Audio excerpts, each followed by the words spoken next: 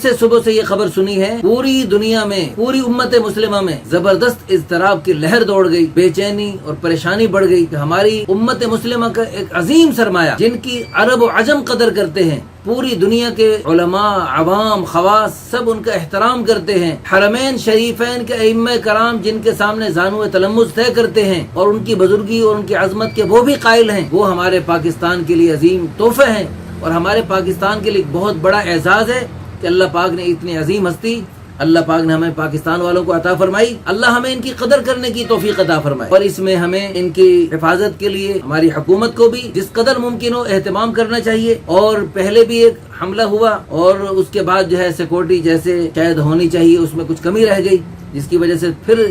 ایک بدبخت کو جرأت ہوئی اور وہ اس پر یہ کہا جا رہا ہے حملہ نہیں ہوا۔ بھائی وہ حملہ ٹھیک ہے نہیں ہوا، لیکن بظاہر تو حملے والی کیفیت ہے، یہ وہ علیحدگی چاہ رہا ہے۔ پھر ایک چاقو اس سے برآمد ہوا اور یہ چاقو نہیں، عام چاقو نہیں، خنجر ہے اور یہ انتہائی خطرناک چیز ہے، خطرناک آلہ ہے، یعنی کون اس کو کہتا ہے کہ یہ عام چاقو ہے؟ تو اس لیے یعنی بہت خطرناک صورتحال تھی۔ تو اللہ پاک نے ہمارے بزرگوں کو دعاؤں کا ایک عمل دیا ہے جس کی برکت سے اللہ پاک کی حفاظت میں آتے ہیں۔ پچھلی دفعہ جو واقعہ ہوا اس میں بھی ساری دعاؤں کا اہتمام تھا، خود حضرت کا، حضرت کے گھر والوں کا، سورۃ کہف کا اور باقی حفاظت کی دعاؤں کا بھرپور اہتمام تھا۔ اور صرف حضرت کی خود اپنی دعائیں نہیں، دنیا بھر کے مسلمان، دنیا بھر کے مرد حضرات، خواتین اپنے گھروں میں رہتے ہوئے دعاؤں کا حضرات کے لیے حفاظت کی دعاؤں کا اہتمام کرتے ہیں۔ اس کی برکت سے اللہ پاک کی حفاظت کے حصار میں رہتے ہیں، ورنہ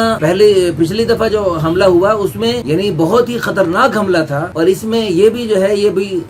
قابل تشویش ہے۔ تو اس لیے ہمیں اس پر بہت زیادہ فکر کرنے کی ضرورت ہے، دعائیں کرنے کی ضرورت ہے۔ اللہ پاک جو ہمارے بزرگ حضرات موجود ہیں ان سب کی حفاظت فرمائے اور اللہ پاک جو ہمارے بزرگ چلے گئے اللہ پاک ان کا نعم البدل عطا فرمائے اور اللہ پاک پوری دنیا میں دین والوں کی دین کی حفاظت فرمائے اور ہمیں دین کی خدمت، اشاعت اور سربلندی کے لیے قبول فرمائے۔ حضرت مفتی تقی عثمانی صاحب کا اپنا جو ارشاد ہے وہ بھی آپ سن لیجئے، پھر ان کے مدرسے کے ایک مدرس ہیں ان کا بھی ماشاءاللہ جو اس پر تبصرہ ہے وہ بھی آپ سن لیجئے، جس سے محسوس ہوتا ہے کہ واقعی حملہ تو ہو رہا تھا، اللہ پاک نے اپنی قدرت سے حفاظت فرمائی جس طرح پہلے اللہ پاک نے حفاظت فرمائی۔ جیسے اللہ تعالیٰ نے حضرت ابراہیم علیہ السلام کو آگ میں بچایا، جس طرح اللہ تعالیٰ نے حضرت یونس علیہ السلام کو مچھلی کے پیٹ میں بچایا، جیسے رسول اللہ صلی اللہ علیہ وسلم کو 100 ننگی تلوار لے کے کھڑے ہونے والوں کے بیچ میں سے بچایا اور اللہ پاک نے اپنے پیاروں کی ہر موقع کی حفاظت فرمائی۔ العلماء ورثۃ الانبیاء، علماء انبیاء کرام علیہ السلام کے وارث ہوتے ہیں، تو یہ بھی ان کی وراثت میں اللہ پاک ان سے بہت بڑا کام پوری دنیا میں لے رہے ہیں۔ تو ہمیں اللہ کی ذات عالی سے امید ہے اللہ پاک ان کی حفاظت فرمائیں گے اور ہم دل سے دعا کرتے ہیں اللہ پاک ہمارے مفتی تقی عثمانی صاحب کی، دیگر علماء کرام جو بیمار ہیں، جو جہاں بھی ہیں، جن حالات میں ہیں، سب کی اللہ پاک بھرپور حفاظت فرمائے اور یہ ان متبرک ایام کی پوری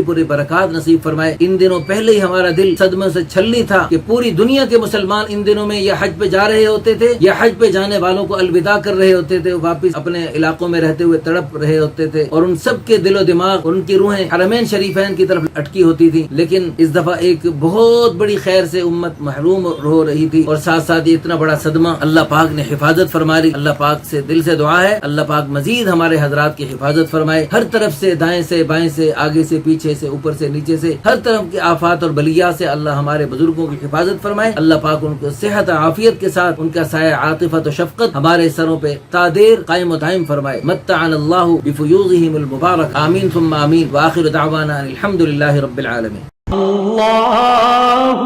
اللہ اللہ